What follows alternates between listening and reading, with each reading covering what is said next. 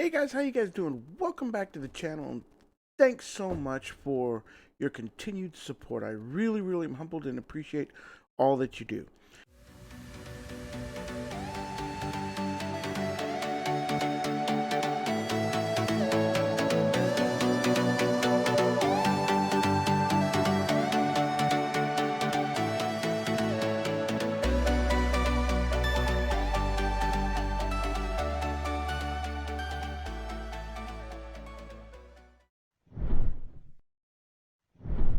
If you've just now found this channel and you have not subscribed, please hit that thumbs up button, hit the subscribe button, and then hit that notification button so you get notified of every new video that I do. Today's video is going to be a little bit different. No, it's not a review. No, it's not doing a how-to of some sort or anything like that. This is actually going to be on some users' comments. My very first one ever. And so I know DT does these live. Matt sometimes will create a video based off of, a user's comment and that kind of stuff. And I have been neglecting that. It's not that I haven't gotten comments. I get tons of comments all the time. I get private DMs in my Discord server. There's questions asked all the time.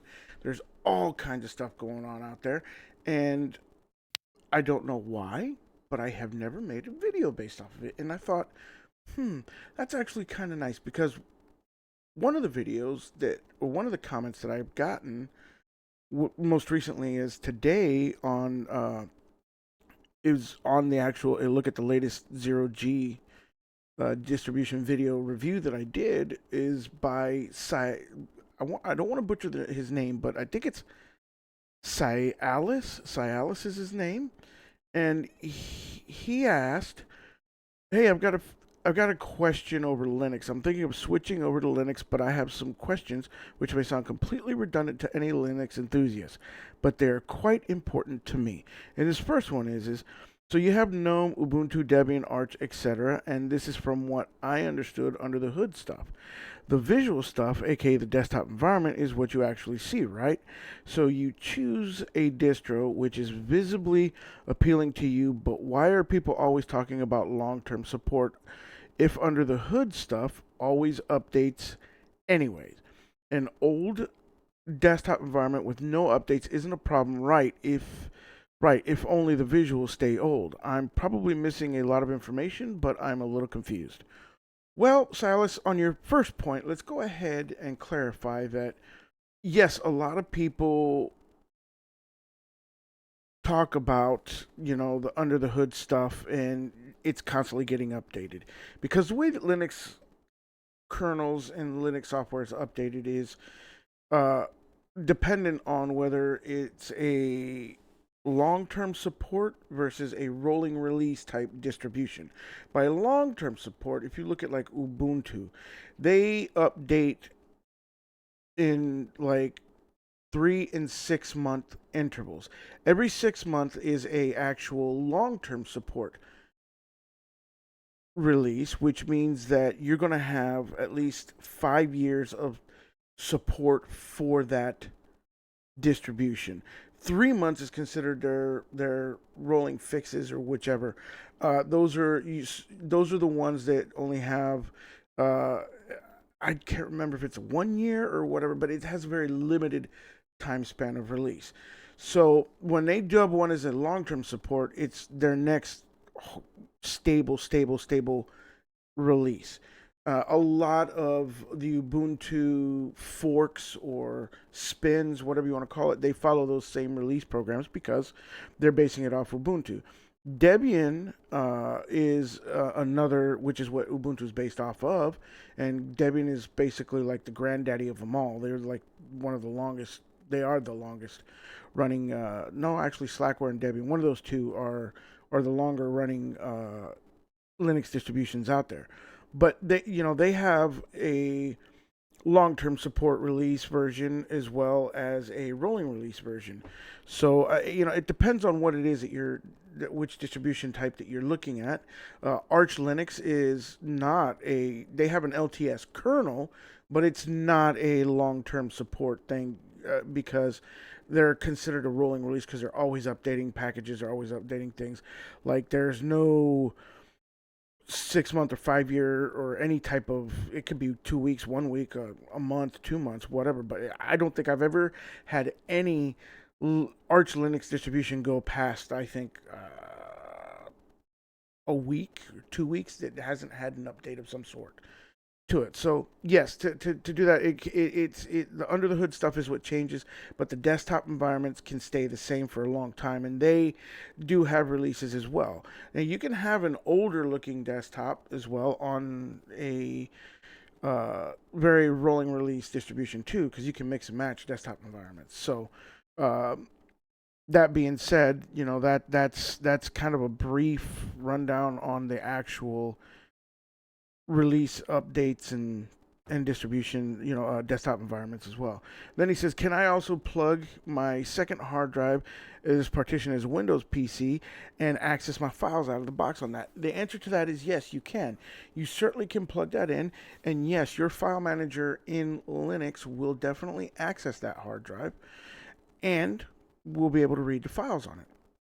Now, you may need an alternative Windows application in Linux, such a perfect example, like say you're trying to access some of your Microsoft documents that are on there, right?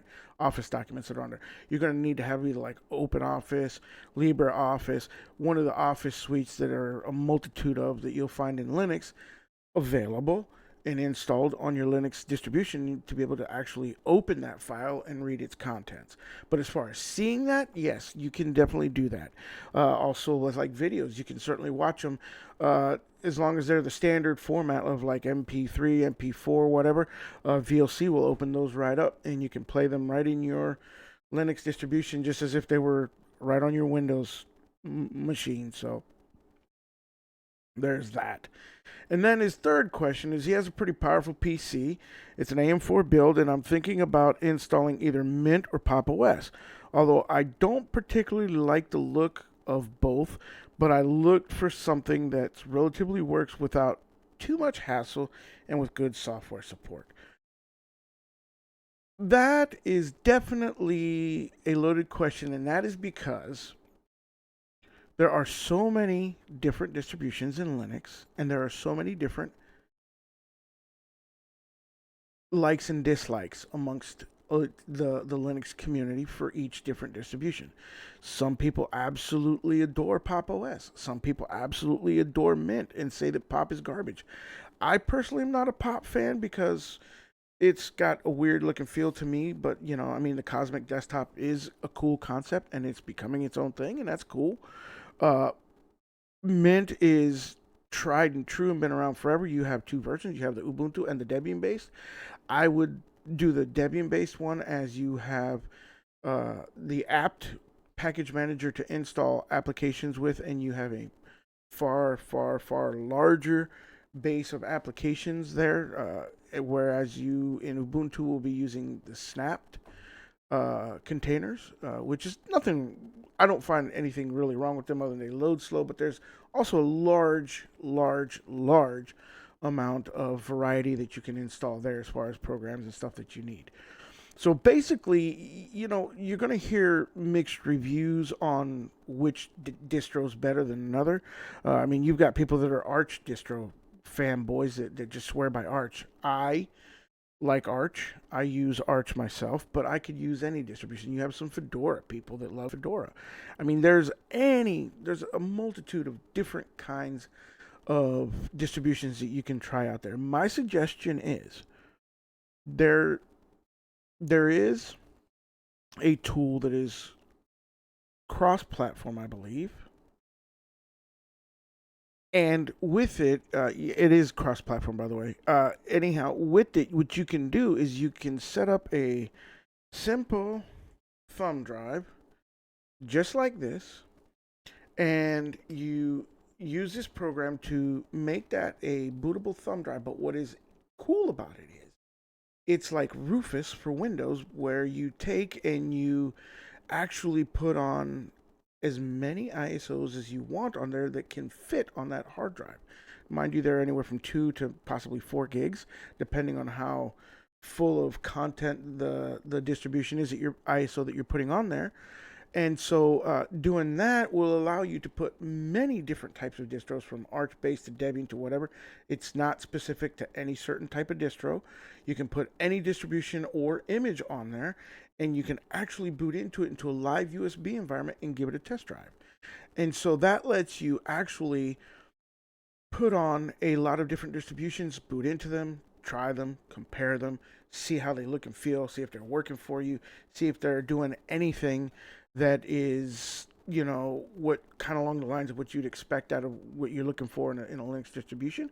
And then if you find one on there that you certainly like and you're willing to install it and give it a test run and try it on real hardware, then hey, go ahead and do that. And then that will be a great launching platform for you to find out which version or distribution of Linux would work best for you. So those are my comments and quick thoughts over your comment. Now let's look at another one. Another subscriber, Hunter Thompson, excuse me, I'm sorry, Hunter, stated in a comment on my Legacy OS, which is an NTX based distribution. And he said, I would love to see RAM usage of Legacy OS using the ICE window manager versus LXDE.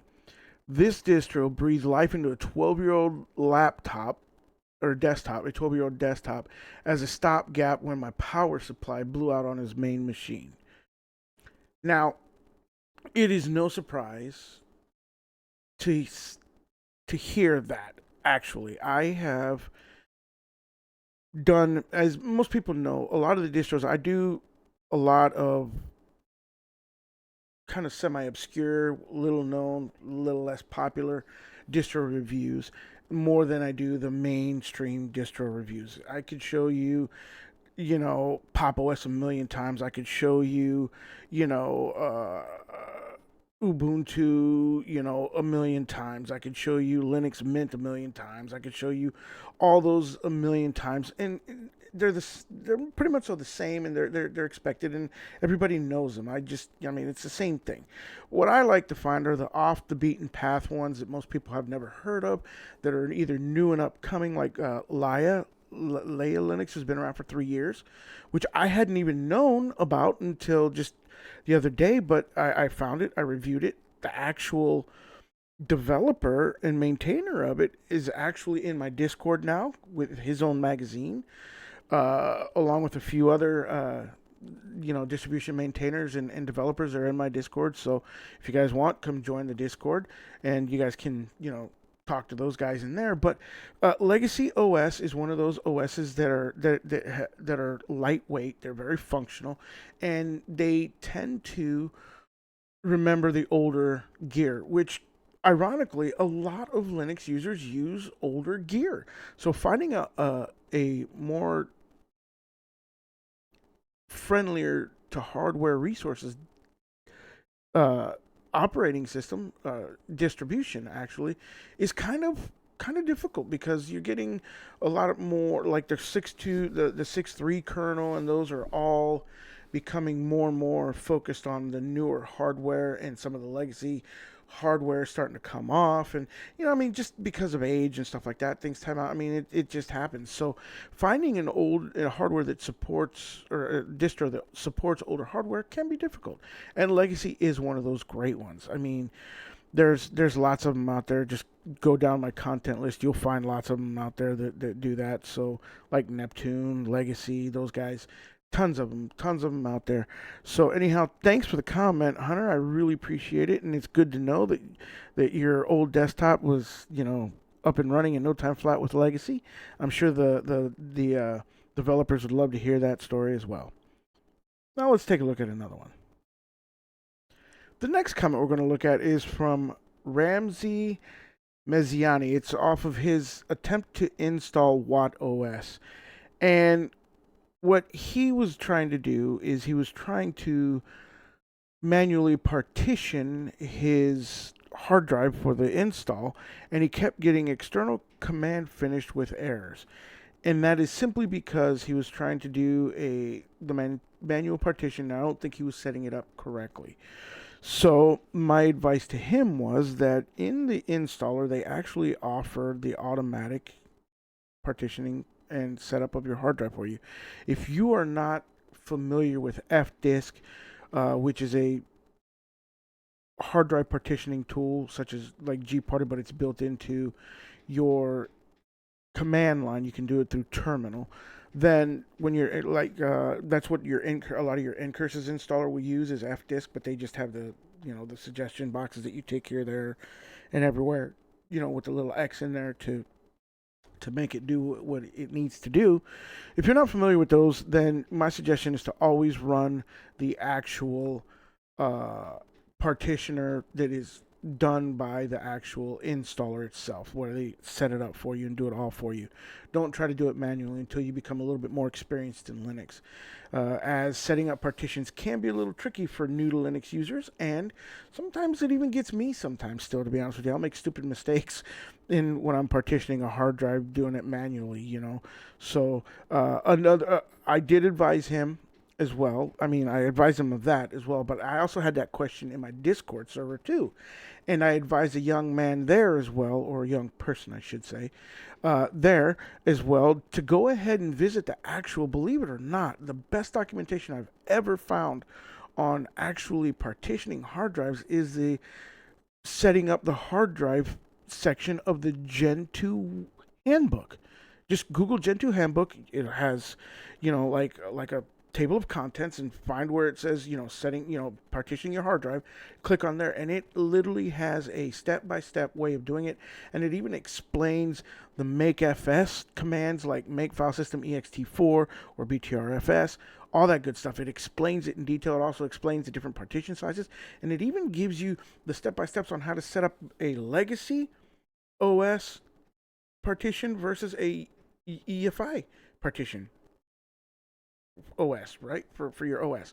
So, I mean, that's a great resource to go look at. So, again, if you're doing any manual partitions and you're not really strong suited in the terminal, or like an Ncurses installer to do it by manually, then or you haven't done it before, I strongly suggest let the installer, if it has an automatic way of doing it for you. If not, then go get on your phone while you're doing your partitioning from terminal or whatever, and look up the Gen 2 handbook for the hard disk partitioning, and use that, because that is a great way of setting it up.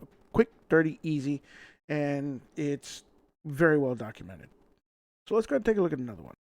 And this one actually comes from Hisham, which is the actual developer of Laya Linux, and he posted on here. And the reason why I want to say this is because really, he brought up some things that I didn't bring up in the video that are clarification, so I want to get that out there. And it was also a very nice comment, and it shows his direct interaction with his distribution as well. He says, "Hey sir, nice to see a video being made for my distribution. Hats off. But I'd like to highlight a few things. Number one, we do not use Wayland, but we are working on it. So he is in the middle of establishing that protocol in there for his compositor. Also, in contrast, we do use Pipewire, so that's not uncommon. There's lots of distributions that are still using, X11 and Pipewire in their distributions, so that's not an uncommon thing. So they do use Pipewire, even though they're not using Wayland. And three, we do not have any GNOME desktop. It's just a dependency package. Once again, thank you, sir. We added more features right away. So basically what he's saying is thank you for the review, those 3 points, and that he is constantly working on a thing. And this I do know. He has a magazine in my server. If you would like, come join the server, as I said before.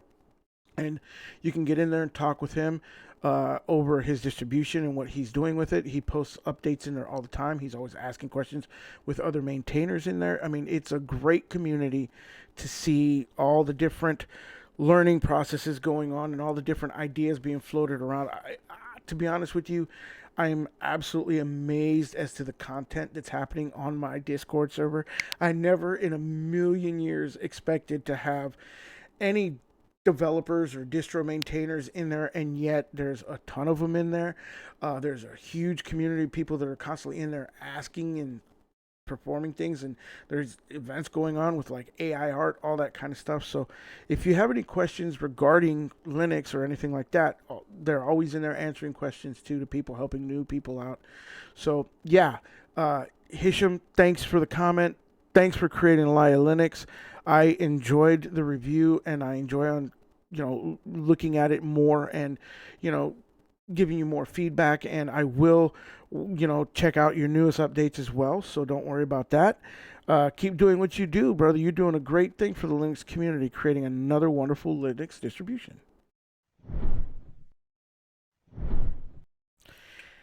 And my next and final viewer comment, I think more viewer than subscriber comment, is from IMR.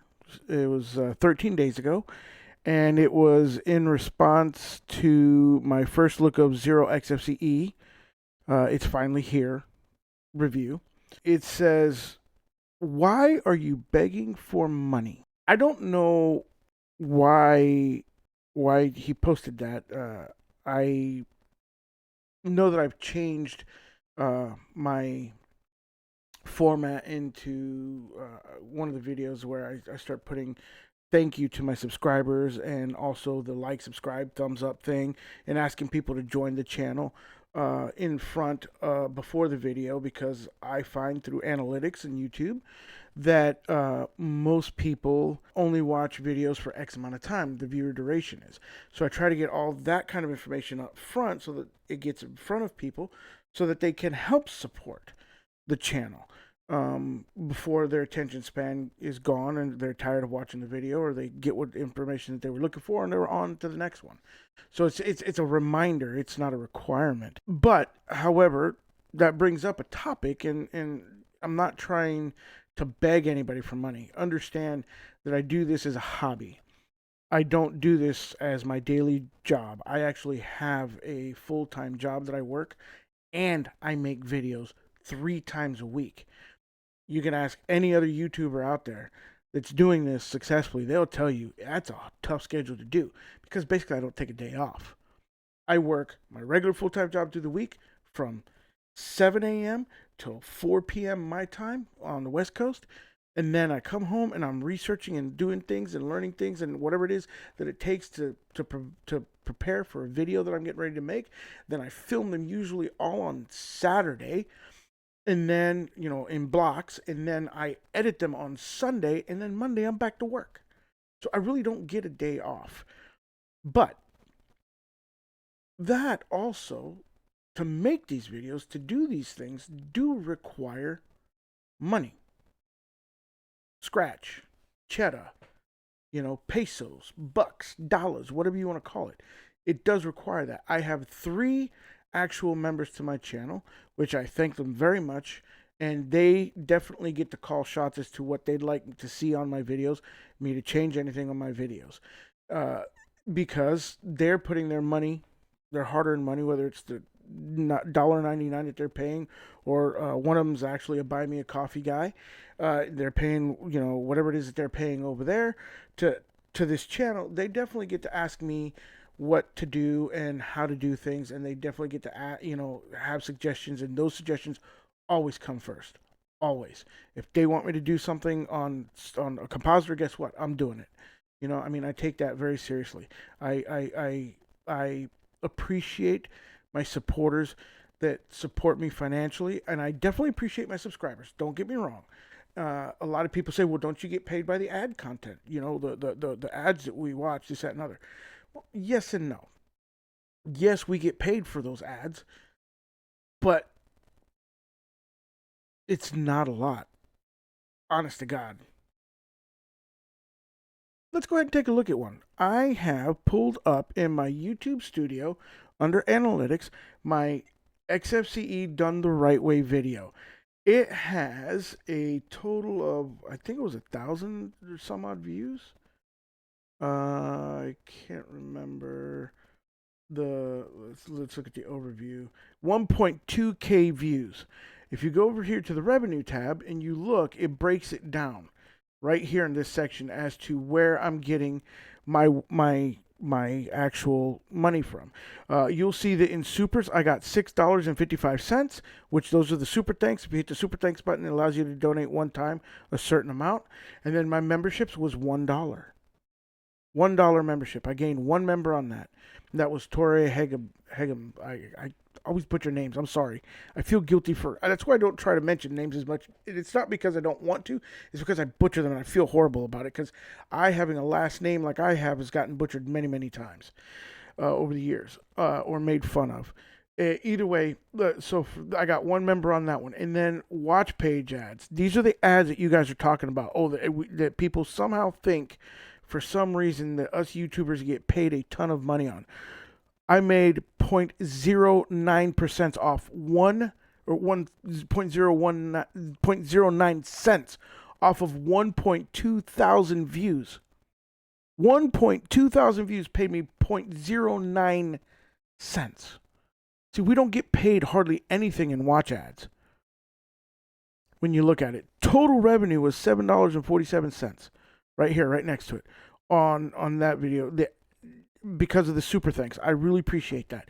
So understand that when people do that, gave me through super thanks or channel membership, that's why I asked for it, because definitely it helps support the channel a lot more than the watch ads are, and most people don't realize that. That's why I'm showing that. I definitely would love to get more subscribers, or actually members of the channel, to help offset the costs of the videos. Cameras are, $300-400 a pop. Internet's, $100 a month. The hardware, we all know the cost of hardware nowadays. So I mean, it costs money to make these videos, and and this isn't just me. This is also other, content creators. My content is actually promotional for other Linux projects out there, like different distributions. It's all part of the Linux community and keeping it going. The Linux community is free and open source, but free doesn't mean free as in like free of cost. It means it's in freedom. And if you can help developers, you can help maintainers, you can help content creators, keeping the goodness of Linux coming, then yes, you definitely should support that. And no, we're not really begging for money. At least I am not begging for money, based on that comment. So either way, you guys keep doing what you guys do. You guys stay blessed. Keep on Linuxing and have a great day, and I'll see you guys in the next video.